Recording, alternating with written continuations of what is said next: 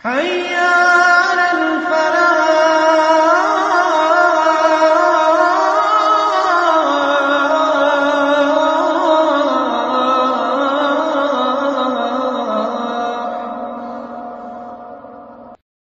اللہ الرحمن الرحیم الحمدللہ رب العالمین والصلاة والسلام علی سید الانبیاء والمرسلین اما بعد۔ آج جو بات ہونے والی ہے وہ ہے کاروبار میں ترقی کے لیے کیا چیزیں ضروری ہے۔ تجارت ایک بہترین ذریعہ آمدنی ہے۔ اللہ تبارک و تعالیٰ نے تجارت میں بہت برکت رکھی ہے۔ ایماندار تاجروں کے احادیث میں بے شمار فضائل بیان کیے گئے ہیں۔ ہر معاشرے میں تجارت پیشہ لوگ ریڑھ کی ہڈی کے مانند ہوتے ہیں۔ تجارت پیشہ لوگوں کی پشتوں پر ملکوں کی ترقی کا بوجھ ہوتا ہے۔ اس پیشے سے ہر ایک کی بھلائی کی جا سکتی ہے اگر اس کا استعمال ایمانداری سے ہو اور اخلاقی اصول پر ہو، تو اس سے بہتر خدمت خلق کا ذریعہ کوئی اور نہیں ہو سکتا۔ یہ پیشہ قوم کو ترقی دلانے میں اور معاشرے میں برابری پیدا کرنے میں بہترین کردار ادا کر سکتا ہے، لیکن اگر اس کا ناجائز استعمال کیا جائے تو پھر اجارہ داری، بھکمری اور غریبی پیدا کر سکتا ہے۔ سماج میں بیلنس برقرار رکھنے کے لیے اور توازن برقرار رکھنے کے لیے اور معاشرے کے اندر برابری برقرار رکھنے کے لیے اسلامی تعلیمات سے زیادہ بہتر کوئی اور چیز نہیں ہو سکتی۔ لہٰذا ہم کچھ اسلامی تعلیمات کو بیان کرنا چاہیں گے جو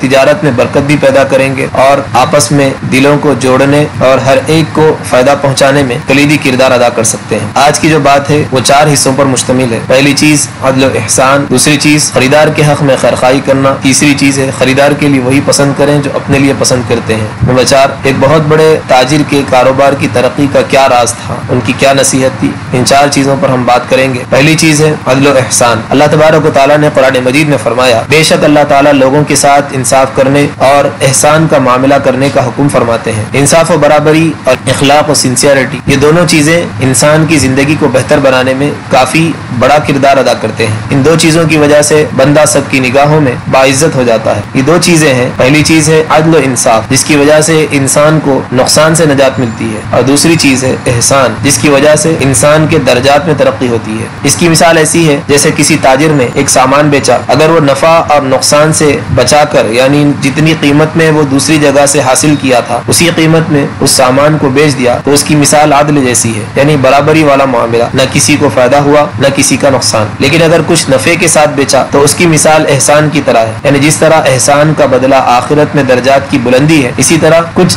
زیادہ نفع اور قیمت کے ساتھ بیچنا یہ تاجر کے نفع میں زیادتی پیدا کرتا ہے۔ یہ تاجر کے حق میں احسان کہلاتا ہے۔ اگر کوئی بندہ دوسرے بندوں کے ساتھ عدل کا معاملہ کرے، یعنی نہ اس کا نقصان کرے اور نہ ہی نفع، بس برابری کے ساتھ بیچ دے، جتنی بازار کی قیمت ہوتی ہے اسی حساب سے بیچ دے، نہ اس میں خریدار کا کچھ فائدہ ہو اور نہ ہی بیچنے والے کا کچھ فائدہ ہو، دکاندار خریدار کے ساتھ احسان کا معاملہ نہ کرے، یعنی کچھ فائدہ نہ پہنچائے، تو آخرت میں اس دکاندار کو نجات ضرور مل جائے گی لیکن اس کے درجات بلند نہ ہوں گے۔ اس کے بجائے اگر کوئی بندہ عدل کے ساتھ ساتھ احسان بھی کرتا ہے، یعنی خریدار کی بھلائی اور نفع کا خیال بھی رکھتا ہے، تو پھر اس کی نجات بھی ہوگی اور اس کے درجات بھی بلند ہوں گے۔ یہ تاجر احسان کرنے والوں میں شامل ہوتا ہے۔ ہم اس کو اس طرح سمجھ سکتے ہیں کہ کوئی تاجر اگر بغیر نفع کے مال بیچتا ہے تو اسے تاجروں کی زبان میں نقصان کا سودا کہا جاتا ہے، کیونکہ ان کے نزدیک اصول ہے کسی معاملے میں فائدہ نہ ہونا نقصان کے برابر ہوتا ہے۔ اسی طرح اگر کوئی بندہ صرف لوگوں کے ساتھ عدل کرے، احسان کا معاملہ نہ کرے، تو وہ شخص آخرت میں نجات تو پالے گا لیکن درجات کی ترقی کا موقع وہ دنیا کے اندر اپنے ہاتھ سے جانے دے رہا ہے۔ لہٰذا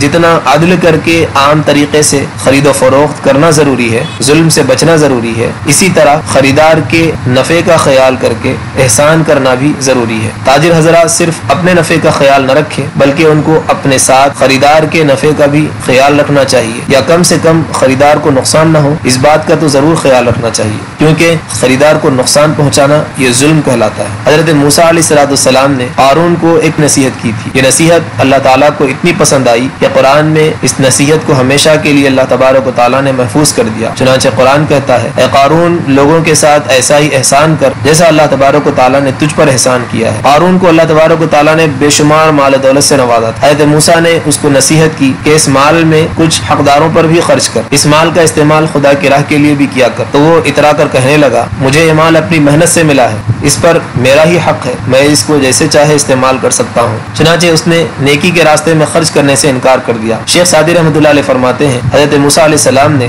ہارون کو نصیحت کی کہ اللہ نے تیرے ساتھ احسان کا معاملہ کیا ہے، لہٰذا تو بھی اللہ کے بندوں کے ساتھ احسان کر، تو اس نے نہ سنا، انکار کیا۔ اس کے بعد اس کا کیا انجام ہوا؟ تم سب نے اس کا برا انجام سن لیا کہ اس کو اس کے مال سمیت زمین کے اندر دھسا دیا گیا۔ اللہ تبارک و تعالیٰ فرماتے ہیں کہ اس میں ذرا برابر بھی شک نہیں ہے کہ خدا کی رحمت احسان کرنے والوں کے بالکل قریب ہے۔ تاجر حضرات اور دکاندار لوگ چیزوں کو زیادہ نفع کے ساتھ بیچتے ہیں۔ شریعت میں انسان نفع کے ساتھ بیچ سکتا ہے۔ اگر کوئی دکاندار ملاوٹ کا مال یا دھوکہ اور جھوٹ سے نہیں بیچتا تو وہ اپنے نفع کے ساتھ بیچ سکتا ہے، لیکن دگنا قیمت میں بیچنا یہ حرکت غبن کرنا کہلاتی ہے۔ آگے والے کا نقصان کرنا غیر اخلاقی حرکت ہے۔ غذا کی قلت کے وقت اس طرح مجبوری کا ناجائز فائدہ اٹھانا یہ تو حیوانیت سے بھی بدتر برائی ہے۔ اشیاء کی قیمت لگانے میں دکاندار اتنی مقدار متعین کرے کہ جو ہر انسان بآسانی خرید سکے، ہر طبقہ انسانوں کا، خواہ وہ امیر ہو یا غریب ہو، ہر طبقہ اسے لے سکے۔ جو دکاندار اپنے سامان کی درمیانی قیمت لگاتے ہیں اور کم نفع سے مال بیچتے ہیں، ان کی تجارت کو ترقی کرتے دیکھا گیا ہے۔ جو کم مال سے زیادہ نفع کمانا چاہتے ہیں، ان کی تجارت زیادہ دیر تک قائم نہیں رہ سکی۔ اس لیے چاہیے کہ معاملہ کرتے وقت دونوں کا نفع سامنے رکھ کر کیا کرے اور عدل و احسان کے ساتھ معاملہ کرنا چاہیے۔ دوسری چیز ہے خریدار کے حق میں خیر خواہی کرنا۔ آپ صلی اللہ علیہ وسلم نے فرمایا دین دوسروں کی خیر خواہی کا نام ہے۔ حضرت جریر بن عبداللہ رضی اللہ تعالیٰ عنہ فرماتے ہیں میں نے رسول اللہ صلی اللہ علیہ وسلم سے ہاتھ پر ہاتھ رکھ کر یہ وعدہ کیا، نماز قائم کرنے پر، زکوٰۃ ادا کرنے پر اور ہر مسلمان کی خیر خواہی کرنے پر۔ لوگوں کے ساتھ دھوکہ کرنا یہ تو ظلم ہے، لیکن اگر ان کے ساتھ انصاف کیا یعنی برابری کا معاملہ کیا تو یہ عدل کہلاتا ہے، اور ان کے نفع کی رعایت کے ساتھ کوئی معاملہ کیا تو یہ احسان کہلاتا ہے۔ لوگوں کے ساتھ احسان کرنے کا مطلب یہ ہے کہ اگر خریدار سے خریدنے میں غلطی بھی ہو جائے تب بھی ان کے حق میں خیر خواہی کر کے درست قیمت میں دینا اور دھوکہ کھانے سے لوگوں کو بچانا یہ دکاندار کے لیے خریدار پر احسان کہلاتا ہے۔ حضرت زبیر ابن عدی رحمۃ اللہ علیہ فرماتے ہیں میں نے 18 صحابہ اکرام علیہم الرضوان ایسے دیکھے ہیں جو اتنے سادہ دل اور بھولے تھے کہ جن کے لیے ایک درہم کا گوشت خریدنا بھی مشکل تھا۔ ایسے ہی تاجروں کی ایمانداری، خیر خواہی اور بے تکلفی کی وجہ سے اس وقت مسلمان سب خوشحال ہوا کرتے تھے، ایک دوسرے پر بھروسہ قائم تھا، سب کے قلوب ایک دوسرے کے احترام اور محبت سے بھرے ہوتے تھے، آپس میں مسلمانوں کے دل جڑے ہوتے تھے، ہر طرف اسلامی تعلیمات کو لوگ سراخوں پر رکھا کرتے تھے۔ حضرت سری سقطی رحمۃ اللہ علیہ کا واقعہ ہے کہ انہوں نے ایک مرتبہ 60 دینار میں ایک بادام کا بڑا سا تھیلا یعنی بیگ خریدا تھا اور بیچنے کے لیے اس کی قیمت 63 دینار لگائی، لیکن ان کے خریدنے کے بعد بادام کی قیمت بڑھ کر 90 دینار پر بیگ ہو گئی۔ ایک دلال یعنی بروکر نے ان کے پاس آ کر ان سے اس بیگ کی قیمت معلوم کی تو بازار کی قیمت سے بہت کم، صرف 60 دینار نکل آئی۔ تو اس دلال نے حضرت سری سقطی رحمۃ اللہ علیہ سے فرمایا کہ بازار میں اس کی قیمت تو زیادہ ہے اور بازار سے کم دام میں آپ بیچ رہے ہیں، اس کی کیا وجہ ہے؟ تو حضرت سری سقطی رحمۃ اللہ علیہ نے کہا کہ میں نے 60 دینار میں اس کو خریدا تھا اور 63 دینار پر بیچنے کا خود سے وعدہ کر رکھا ہے، اس سے زیادہ اس کی قیمت میں نہیں لگا سکتا۔ بروکر کا اصرار تھا کہ وہ اس بیگ کو 90 دینار میں ہی فروخت کرے، لیکن حضرت سری سقطی رحمۃ اللہ علیہ کا اصرار تھا کہ وہ 63 دینار سے اوپر کی قیمت پر نہیں بیچیں گے۔ بات یہاں تک آئی کہ اس بروکر نے 90 سے کم میں اس بیگ کو نہ خریدا اور نہ ہی حضرت سری سقطی رحمۃ اللہ علیہ نے اس بیگ کو 63 دینار سے اوپر قیمت پر بیچا۔ یہ مسلمان تاجروں کی تاریخ ہے جس پر ہم کو بحیثیت مسلمان فخر ہونا چاہیے۔ ایسے ہی تاجروں کی ایمانداری کو تجارت کرنے والے لوگ اپنا آئیڈیل بنائیں گے تو ان کی تجارتیں بھی چمکیں گی اور ان کی کاروباروں میں بھی برکت پیدا ہوگی۔ مسلمان تاجر اور غیر مسلم تاجر میں فرق یہی ہوتا ہے کہ غیر مسلم تاجر کی نظر صرف خود کے پروفٹ پر ہوتی ہے اور مسلمان تاجر اپنے پاس خریداری کرنے کے لیے ہر آنے والے کا نفع چاہتا ہے۔ ہر ایک کے حق میں خیرخواہی کرنے والے کی ترقی کی راہ میں کوئی رکاوٹ نہیں آ سکتی۔ تیسری چیز ہے دوسروں کے لیے وہی پسند کریں جو اپنے لیے پسند کریں۔ نبی اکرم صلی اللہ علیہ وسلم کا ارشاد ہے تم میں سے کوئی اس وقت تک کامل ایمان والا نہیں ہو سکتا جب تک کہ اس کے اندر یہ عادت نہ پیدا ہو جائے کہ جو اپنے مسلمان بھائی کے لیے وہی پسند کرے جو اپنے لیے پسند کرتا ہے۔ جو تاجر مارکیٹ ریٹ سے زیادہ نفع لے کر دھوکہ دینے سے بچا رہتا ہے اس کے کاروبار میں اللہ تبارک و تعالیٰ برکت عطا فرماتے ہیں۔ کچھ تاجر جلد بازی میں اور زیادہ نفع کی لالچ میں تجارت کی برکت کھو بیٹھتے ہیں۔ اپنے خریدار کے بارے میں وہی سوچ رکھنا چاہیے جو اپنے لیے رکھتے ہیں۔ خریدار کے حق میں ایسا ہی معاملہ کرنا چاہیے جو اپنے لیے دوسروں سے کرتے ہیں، خواہ خریدار کوئی بھولا ہو یا چالاک ہو۔ اگر کوئی خریدار اپنی رضامندی سے بھی زیادہ قیمت ادا کرے تب بھی خیرخواہی کا تقاضا یہی ہے کہ زیادہ قیمت ہرگز نہ لے۔ جو محنت سے زیادہ پیسہ حاصل ہوتا ہے وہ برکتوں سے خالی ہوتا ہے۔ اپنے رزق کو پاکیزہ بنانا چاہیے۔ اگر کوئی خوشی سے یا متاثر ہو کر کسی چیز کی قیمت زیادہ دینا بھی چاہے تب بھی اس قیمت کو نہ لے، کیونکہ ہدیہ الگ چیز ہے اور خرید و فروخت یہ الگ معاملہ ہے۔ اگر ایک کو دوسرے کے ساتھ ملایا جائے گا تو اس سے محبتیں بھی ختم ہو جائیں گی